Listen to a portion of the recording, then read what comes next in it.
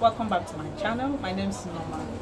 Today we are in IJ's store, IJ's medicine store. Hey guys, Hello. my name is Norma. My name is Norma, and she is IJ.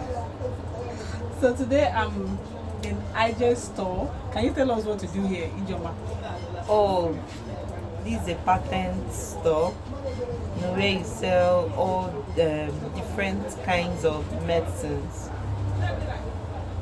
Okay. I got so interested in this drug and I decided to share my thoughts as a biochemist.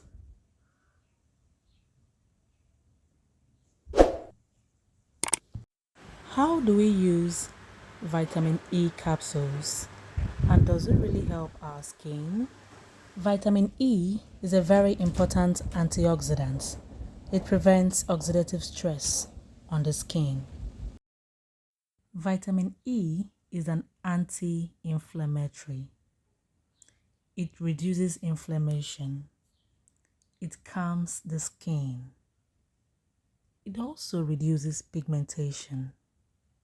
Vitamin E is a good moisturizer.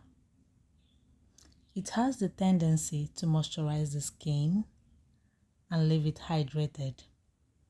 It helps the skin to stay clean and supple.